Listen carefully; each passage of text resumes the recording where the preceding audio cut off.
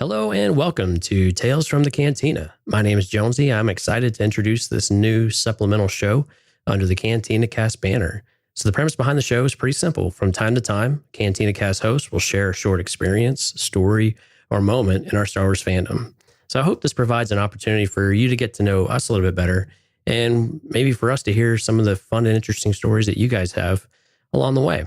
So once you hear it, if you could, hit us up on social media or on Discord with your own experience and thoughts on the topic. So let's dispense with the pleasantries and let's get on to our first Tales from the Cantina. So back in 2005, Revenge of the Sith was coming out, released on May 19th. So my birthday is May 18th. And of course, back in the mid-2000s, we were still lining up outside the theaters and you had to pre-buy your tickets, usually a few weeks in advance. And then you had to actually stand in line in order to get the seat you wanted. We didn't have assigned seating, right? And so it was a birthday experience for me because it was the first time that the movie actually, quote unquote, landed on my birthday for that midnight show. And so some friends of mine went to the theater. We went to the Edwards Marquee here in Houston, which has like an IMAX and things like that. So it's along the lines of your AMCs and your what are they called? Cinemarks and things like that. And we got in line and we got there and like bright and early, probably 8 or 9 in the morning. And no one was there. So we thought we were first in line. This is great, right? Well, as we stood in line there for a few minutes, we just started hanging out, popped our chairs out and that kind of thing. Somebody else comes up to us and was like, "Hey, I was first in line. You need to let me in front of the line." And so we didn't really know what to make of that. There's just one guy kind of by himself. We were like, okay, that no big deal. You can do that. And so as the day went on, of course, more and more people show up. And you have news crews because then you have the fandom starts kicking in, right? As the day goes on, you have the people dressing up in the costumes and in the interaction and the swordplay in the plaza area. And so they came up and the news crew came up and wanted to say, okay, well, who was first in line? We'd like to just, interview you for that. And so my crew we're pretty laid back. And we were like, well, we're first. And the other guy just like darted in right away and said, no, we were here first. We were here first. And it was the first time in my fandom that I really experienced someone where it felt like everything. It felt like this was the one thing that they were looking forward to the most that year. And I got to be honest, I was too. But it was just, I hadn't experienced anything like that where this was his Super Bowl. This was everything that meant. And he was on cloud 9 from it. And so it was the first time where I actually had to take a step back and say, this is really great for me. This is a lot of fun. But at the same time, this guy is, he's going to have this memory for a lifetime. And I didn't realize I would either, or I would too. But, he just lived it up. I mean, he wouldn't stop talking about it. And all day during the line, he just kept talking about how he was first in line and stuff. Technically, I guess we were because we were the first to stay in line. But it surprised me because I saw these interviews pop up in a number of different places. And of course, for a while, you get a little envious. But at the same time, you're like, you know what? Sometimes you take that step back and you're like, I'm just glad that they got that amount of joy out of an experience with Star Wars. And of course, then we saw a great movie, a lot of fun, and had a great day. But one of the things that I got the most out of that day, and of course, you don't really realize it until quite a ways later. But that day, while we were standing in line, I got a phone call from this girl named Leslie. And so Leslie said, hey, do you guys need anything to eat? She was a friend. Do you guys need anything to eat? Do you need a snack or anything like that? Your mom told me you were hanging out there. And I was like, yeah. I was like, no, we're good. And so I didn't realize I had just moved back to Houston just a month or two prior from the Northeast.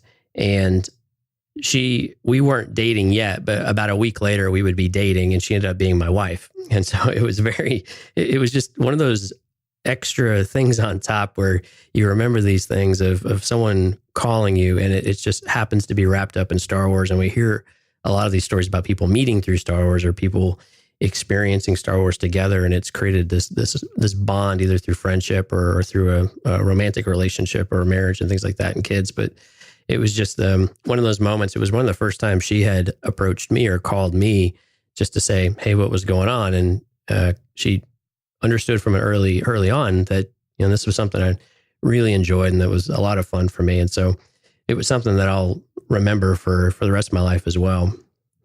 And then, of course, if for anybody that stood in line for these things, the spectacle of what you see when you're there, especially when you start getting close to that midnight showing, or the sun starts coming, it starts going down. It's like 8 or 9 o'clock at night. The summer days, you're finally starting to get the dusk, and you get all the costumes out there, and you have the lightsabers and the homemade, costumes and the homemade items that show up, and just the electricity and the buzz of standing out there is something that we likely just won't experience anymore, because we have assigned seating and we don't have to work as hard or commit as much time in order to experience the movie. Even though when we're in the theater, you still get that same kind of buzz. Standing out there all day in the Texas heat and waiting for this movie and seeing the line start to build, you just start looking up, sitting in line with other people, playing games, having, playing trivia, and just making friends that you wouldn't expect to make from all walks of life. And that moment, you see everyone starting to fight and they have fun. And then when the first time that open that door and they let you in just a little ways, just so you can start queuing up a little bit closer to the theater, right? And I think they had some press screenings that day or something like that. So we just got a little bit closer, and then the energy just got that much higher. The loudness in the mezzanine of the theater was just almost deafening with the different cues that it started firing up. So it was just a day of all of the Star Wars movies I've lined up for, which only was the prequel trilogy. I'm not old enough to do the original trilogy, but when just those memories, this was the one that really felt like something special. And it was just a variety of items that happen that make it something that I look back fondly of. And of course, with Leslie, that was a big part of it as well. And thankful that she's a part of that same memory for me back, God, we're getting close to almost 15 years now since that movie came out. So, but what about you guys and gals? So have you waited in line all day and night for either the original trilogy, prequel trilogy? I mean, heck, I guess some people could be lining up for the sequel trilogy still, or maybe the anthology movies. Not everybody's doing assigned seats. But what kind of experiences have you had that made it memorable? What other stories do you have in the theater? I'd love to hear them. And you can hit us up on all the different social medias. Of course, we've got Discord, which is a fantastic place. We'll have a link that doesn't expire in the show notes. But also we've got Instagram at The CantinaCast, Twitter at The CantinaCast, Facebook.com/The CantinaCast. And of course, then you can send us an email, cantinacastfanmail@gmail.com. Love to hear from you guys. Let us know what you think of this format and this show. We'd love to do more for these, but let us know what you think. For Tales from the Cantina, my name is Jonesy. We'll see you next time.